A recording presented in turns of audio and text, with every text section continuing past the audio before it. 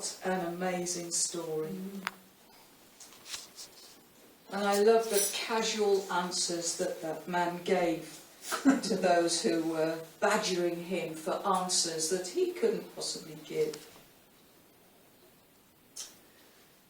But it teaches us a lot, this story, I believe, about our God of compassion. For the last several years, I have seen the people of this fellowship being knocked about by the things that have happened, by the death of a much loved leader, by illness, severe illness in several people, by members of the family being ill and needing major surgery, by babies being born with big problems, by grandchildren being affected, by all sorts of really difficult issues. And it makes you wonder, doesn't it, what's happening here?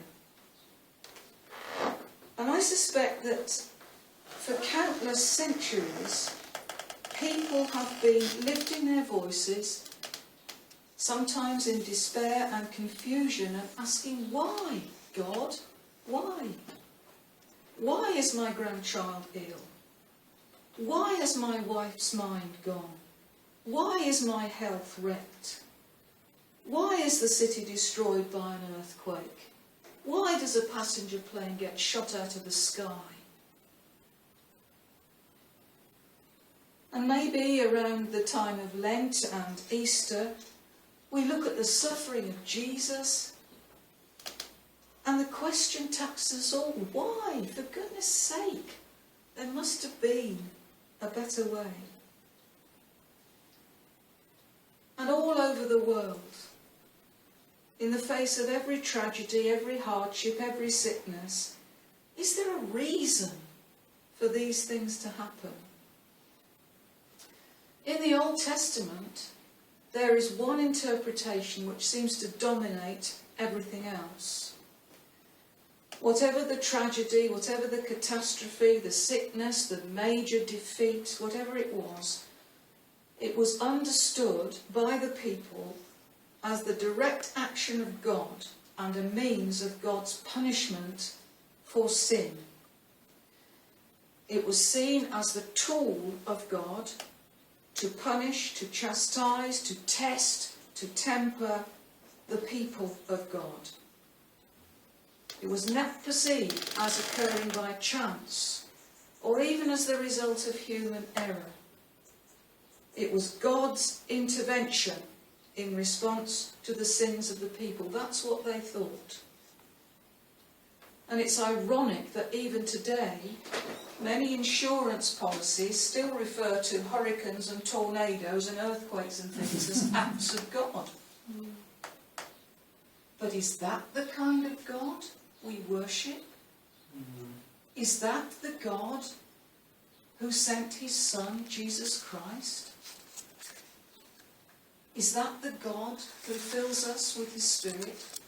Is that the God who says, I love you? I don't think so. Jesus was very well aware of the prevailing opinions of his day. By Jesus' time, sickness was still understood as being the fault of somebody who had sinned. Just in the same way that wealth and health and large families were seen as a sign of God's approval. But many were not convinced by such theology as this. They witnessed their own suffering and the suffering of others, and they continued to ask why. Why do people suffer? But these people here in the story, they asked, is this suffering that we see, is this blindness in this man because of somebody's sin? And if so, whose sin? Jesus' disciples raised this same question. Who sinned, this man or his parents, that he was born blind? The disciples have looked at what is a tragic situation. They're fascinated by it because of its awfulness, and quite sure that here is a straightforward either or. Either it's the guy himself or his parents. And Jesus gave a highly unorthodox answer. No, he says, it's neither. It's not his parents and it's not him. He drew no connections at all between the man's sinfulness, whatever it was, and his predicament. He eliminated that theology altogether.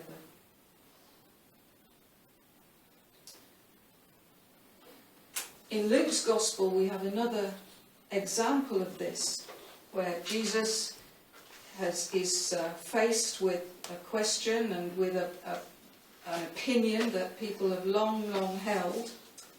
In chapter 13, he speaks about this. Luke chapter 13. Some people were there who told Jesus about the Galileans whom Pilate had killed while they were offering sacrifices to God. Jesus answered them, "Because those Galileans were killed in that way, do you think it proves that they were worse sinners than all the other Galileans? No, indeed.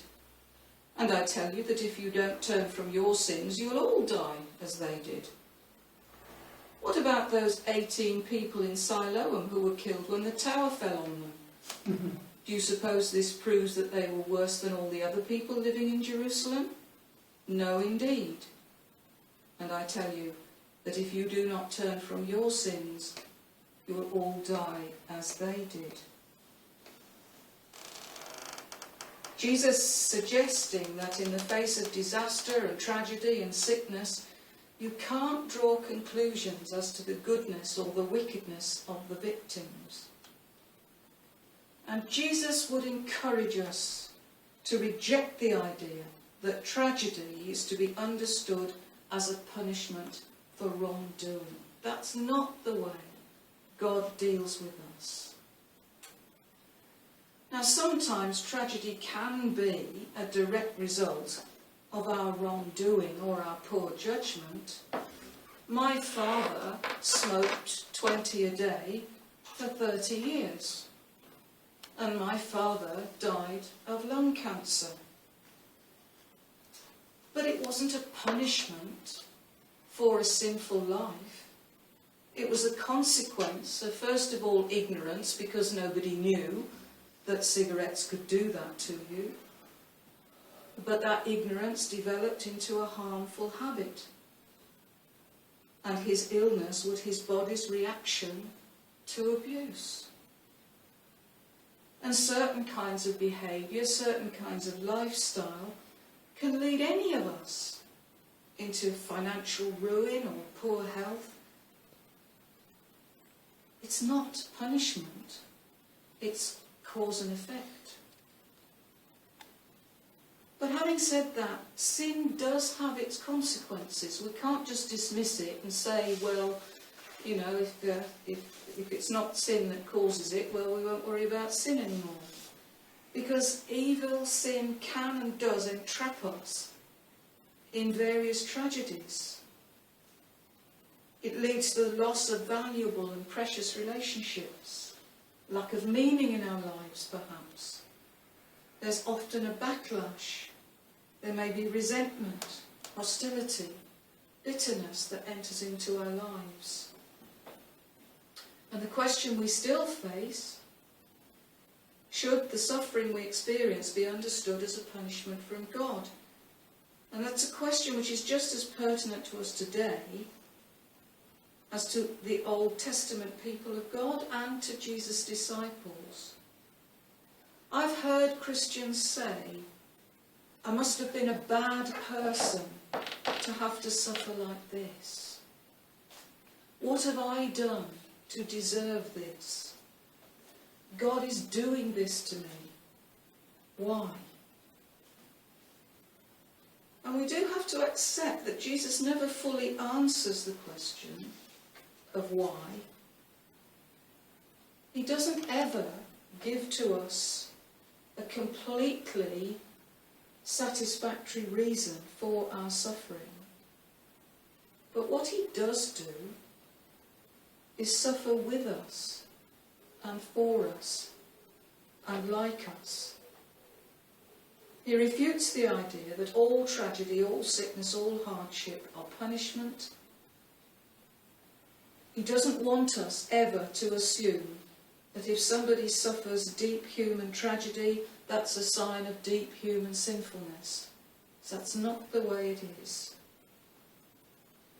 We all know, don't we, of experiences in life that support this. The godly, sincere man or woman suffers terribly, and the wicked scoundrel flourishes as the green bay tree, as the Bible puts it. Often seems to be that good people, in inverted commas, suffer the most. But the truly good and blessed people, the people who are close to God, are able to suffer and still not descend into despair, because they know that God is with them. And we have to measure this and look, is he the God of pain, who inflicts pain to punish us or to change us? Or is he the God of compassion, who sends rain on the just and on the unjust, and allows tragedy to fall on the good and the bad sometimes? Sometimes we prefer to make God a God of punishment because of our own guilt. I knew a woman once who faced one major crisis after another. Problems upon problems, suffering, anxiety, personal and family. And she spoke to her minister, not me, but she spoke to her minister and wondered if God was punishing her for her wrongdoing. And he was really surprised. He was wondering how she was coping with it all. And he asked, well, have you done something which could possibly deserve all this? And before she realised it, and before he was prepared for it, she confessed to serious wrongdoing in her life. And he was able to help her. He prayed with her, he comforted her, he strengthened her, and she was able to confess to God and receive true forgiveness. But it didn't take the suffering away. It was still there, but the guilt had gone, and she was able to deal with it and to continue to rejoice in God's love for her.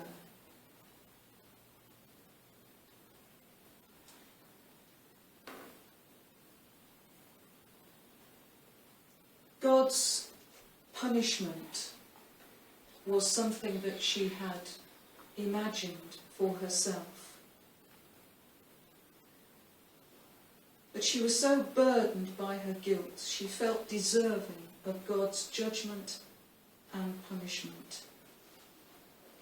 She even wanted God or someone or somehow to force her to stop. Most of us, I guess, if we could be God for the day, would do things differently. There'd be quick justice, wouldn't there? Thieves would have their swag so that God's power might be seen at work in him. As long as it's day, we must keep on doing the work of him who sent me. Night is coming when no one can work.